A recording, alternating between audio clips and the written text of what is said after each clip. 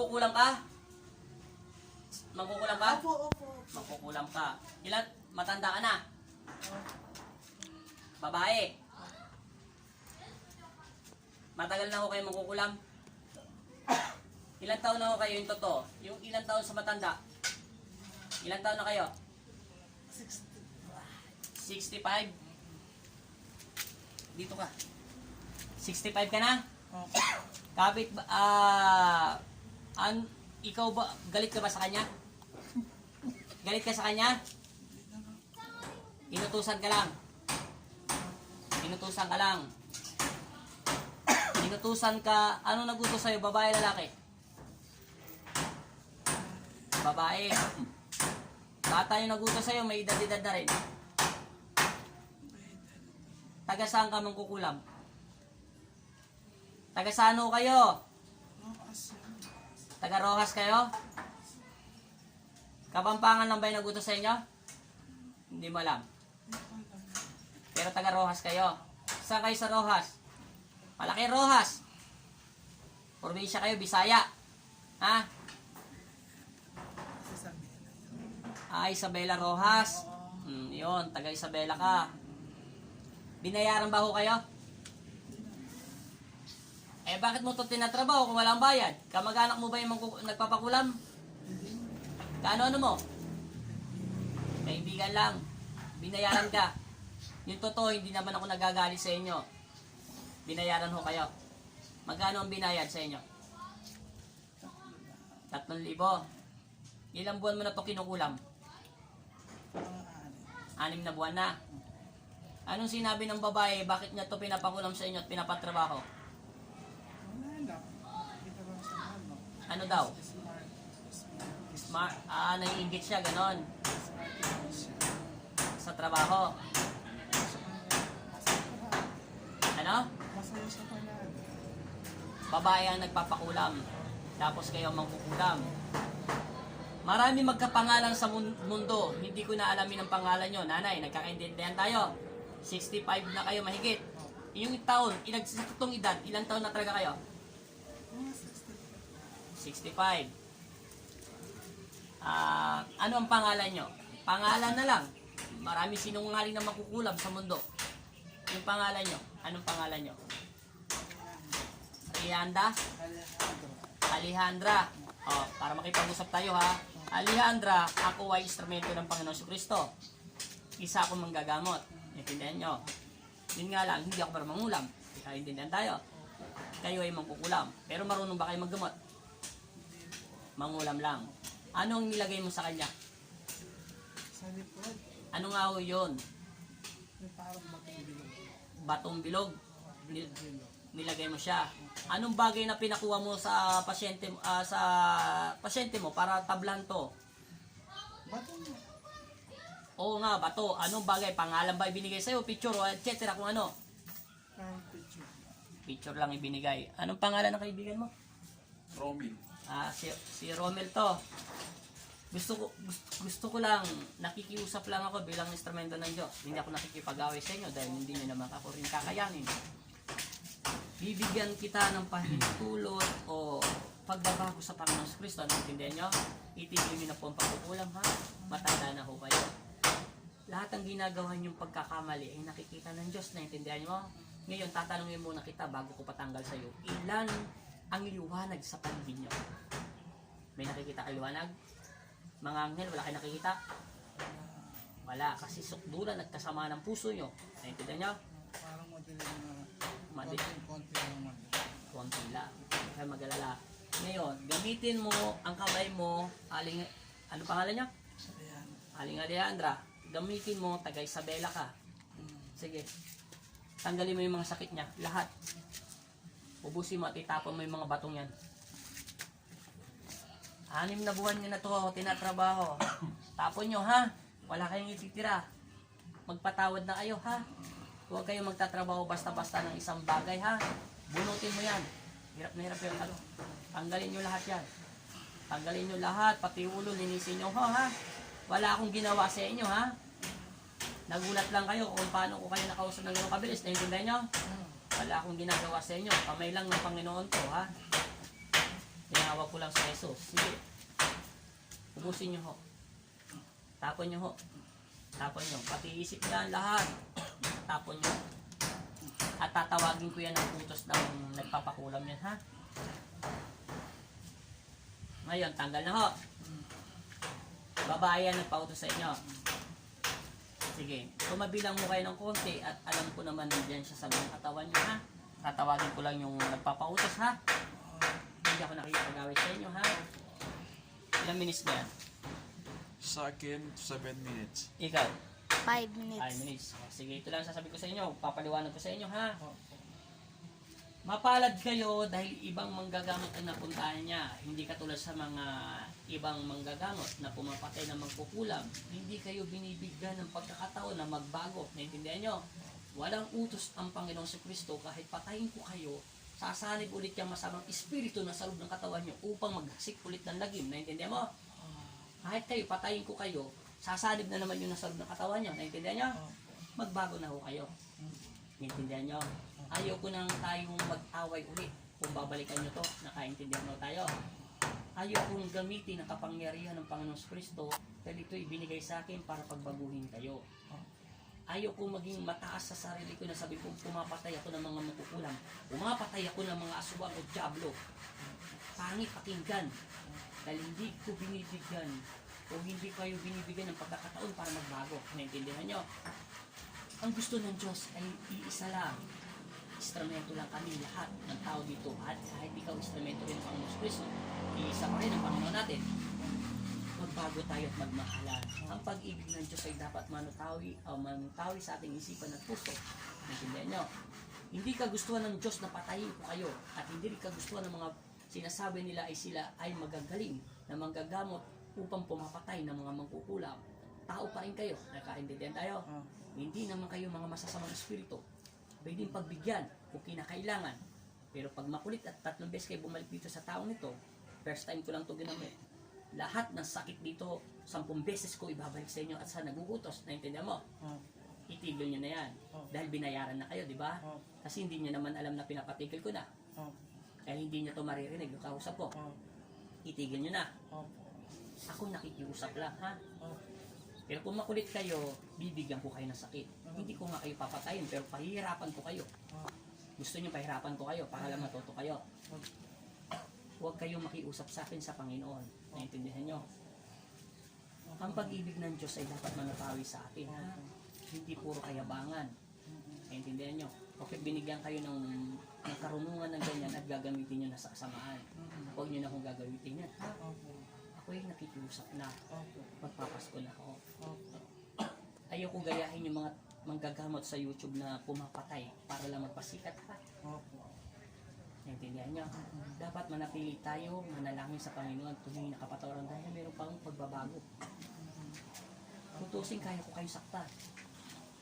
Kaya ko doble na sakit na nararamdaman ng taong ito para sa inyo. Naintindihan nyo ho? Magbago na ho tayo, ha? Huwag na tayo nakikipag... Huwag na kayong susunod sa demonyo, ha? Alisin nyo na yan, ha? Kailan nyo natutunan gumamit ng kapangyarihan na itim? Yung totoo na ay nakikiusap bilang instrumento lang ang Panginoong Kristo. 15 years din na natutunan na magkulam. Marami na ho kayong kinulam. May anak po kayo. Ano? Meron kayong anak, may apo na rin kayo. Isipin nyo, ang halimbawa yung apo nyo ay kinulam, gaano kasakit mararamdaman ng puso mo? Oh. Ngayon, paano bayaran ko din, magbabayad yung makukulam at kulamin ng apo mo at anak mo? Gaano katindi ang sakit mararanasan nyo?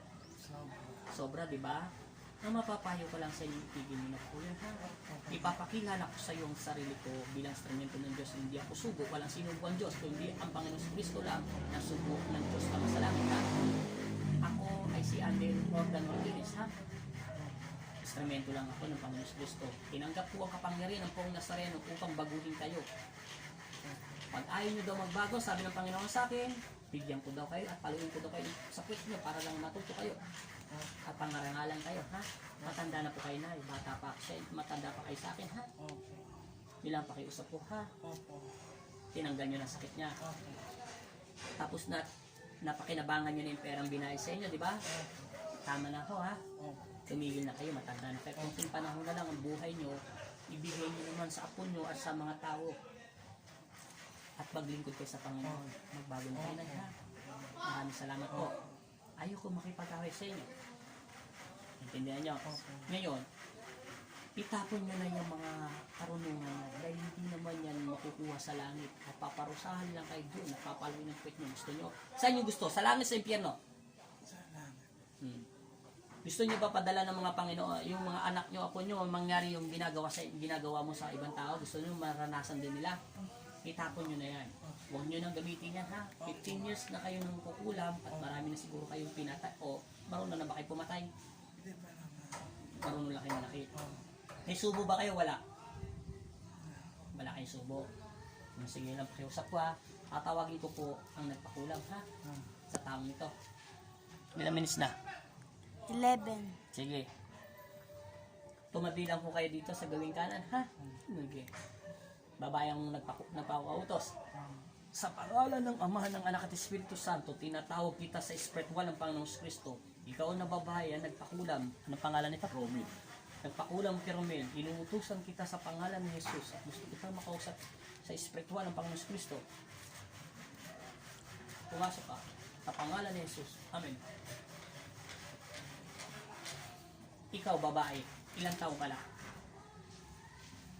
Ilang taong ka na? 38. Masakit ba? Gaano kabigat ang dalawang daliri na ipinusok ko lang sa puso mo? Di ba? Kunting galaw lang yan, di ba? Wala ko, itong kamay ko, ha? Isang daliri lang ang gagamitin ko sa ito, tutusok ko sa puso mo ng ganito. Di ba masakit? Anong kinagagalit mo kay Romel? Tatanungin kita para hindi tayo makipag-away. Bakit mo siya pinakulam at nagpabayad ka ng 3,000 sa mangkukulam sa taga Isabela pa? Masaya lang siya. Madadalda. Madaldal to. Si Romel, Masaya. masayang madaldal. Bakit magkasamaan ba kayo sa trabaho? Hindi. Kapit-bahay mo ba siya? Hindi. Magkakilala lang kayo? Malayo ka sa bahay nila? Malayo. Ilang taong ka na? 38. May anak ka na ba? Wala pa. Wala ka pang anak? May asawa ka na? Wala. Ibig sabihin, dalaga ka pa. Tapos pinakulam mo to. Kano-ano mo yung mangkukulam? Wala lang. Kakilala mo lang. Taga saan yung mangkukulam? Pag nagkamali ka, totodas. Sasaktan kita. Rojas. Taga Rojas. Rojas, Isabela. Sa bandang ano yun. Norte. Norte. Taga Rojas, Norte, Isabela. Oo. Yung totoo, may Norte ba sa Isabela? Hindi ko sabihin bandang Norte lang. North lang. Yung Luzon, di ba bandang Norte yun? O, Isabela. Sa Bela, probinsya yun. Taga doon ka ba? Hindi po. Paano mo siya nakilala? Kaya sa ano lang, hindi ko na nakalala. Parang okasyon lang. Ano ako lang, kalibad-barang. Masaya lang siya. Tapos, Hindi yan ang tinatanong ko. Paano mo nakilala yung mangkukulam? balita ako. Yun, kaibigan ko. Kaibigan mo. Nagpasama ka. Tapos pinakulam mo at binayaran 3,000. Masaya ka ba sa ginagawa mo? Ilan kayo magkakapatid? Huwag mong galawin ang paa mo. Yun, 5. Pangilang ka sa panlima? yun na, tatlo. Pangatlo ka. Ilan na? 5 kayo. Panganay ka ba o hindi? Ano, pangatlo? Pangatlo nga pala. Ano ang panganay? Babae, lalaki? Lalaki. Ilan kayong babae, ilan lalaki? Dahil 5 kayo eh. Ilan? Tatlo kami babae. 2 lalaki. Oo. Ang panganay, Lalaki. lalaki. Pangatlo, sumunod babae, tapos bunso, ano? Yung bunso, babae. Babae. Magkaibigan, hindi kayo nito magkaibigan o magkaibigan? Naiinis ka lang. Alas na ako. Hindi ko naalamin ang pangalan mo, ha? Gusto mo alamin ko pa pangalan mo? Na.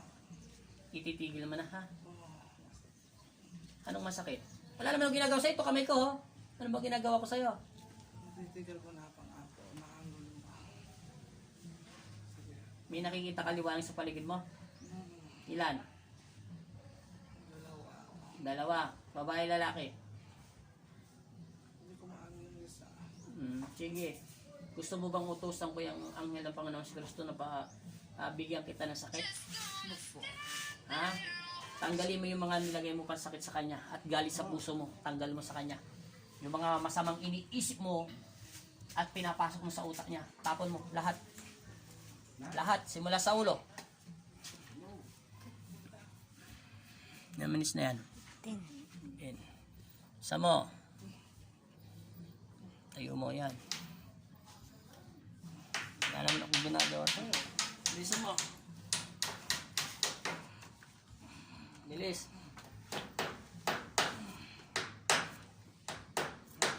Anong pangalan mo? Pangalan na lang. Maraming magkapangalan sa mundo. Baka mag-react ka. Loti. Loti? Loretta pa. Loretta? O, Loti pa. Loretta na? Loretta talaga ang pangalan ko. Loti ang palaya mo. Loretta ang pangalan mo. Loti. Loretta ang totoo mong pangalan. Palaya mo, Loti. Sige. Aling Loti, ha? 38 years old. Tumahimik na kayo, ha? Kung siya ay masaya at naiinggit ka sa kanya, tigilan mo to, ha? Tumigil ka, ha? Manatili ka sa Panginoon, ha? Huwag ka na mainggit. Kasi nakalagay ang pangalan mo doon sa Panginoon. Pag umulit ka pa, bibigyan ka ng sakit. Gusto mo bigyan din ng sakit ng nanay. Buhay pa ba nanay tatay mo? Tatay lang. Nanay, wala. Tatay mo lang ang buhay, ang nanay mo patay na. Gusto mo bang bigyan ulit ang sakit ng nanay mo ng demonyo? Tama na, ha? Tumahimik ka na, ha? Huwag ka na makikipag-away, ha? At huwag ka na makikipag-inggit sa kapwa ng tao, ha? Yun lang mapapaya ko sa'yo, ha? Nakakaintindihan tayo. Opo. Nilinis mo na. Gusto kitang saktan para matuto ka pero ayaw kong gawin. Naiintindihan mo? Opo. Tumahimik ka na, ha? Opo. Ipinapatahimik ko na rin yung makukulang. Pag tumawag ka pa ng ibang makukulang, susugatan kita. Opo. Gusto mo sugatan kita? Tumahimik ka na, ha? Taga saan ka pala? Loti. Loretta, taga saan ka? Taga saan ka? Taga saan ka? Taga saan ka? Magalang lang. Taga saan ka nga ang tinatanong ko saan ka lugar? Magalang ka? Magalang Pampanga? Sige na. Ikaw, nanay, anong pangalan niyo ulit? Gusto kitang makausap sa espiritual ng Diyos. Anong pangalan niyo? Malayan. Alejandra, tumahimik na ho kayo, ha? Opo. Kaya niyo umalis sa katawan niya? Opo. Huwag mo nang babalikan, ha?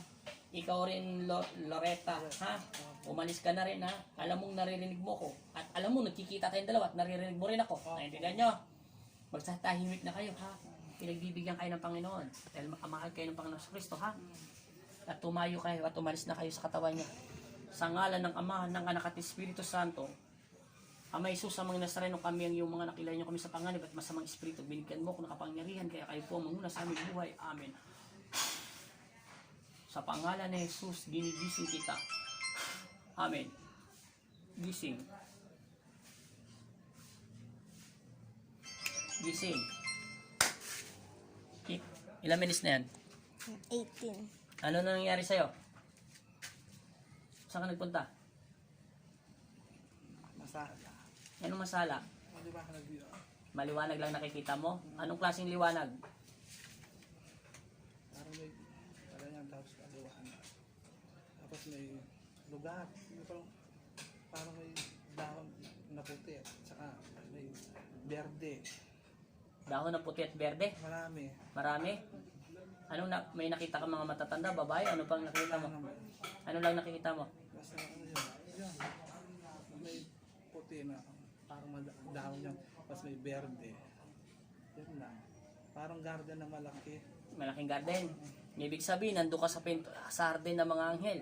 Sa garden niya. Tapos may ilog na konti. Basta ganyan. May puti, may berde. May Ilan nakikita mo? Malaki. Yung anghel, Oh, dalawa. babae, lalaki. Yung isa hindi ko masigurado yung sa lalaki lang po yun. Dahil sa kasuotan. Yung aura. Ah. Okay na.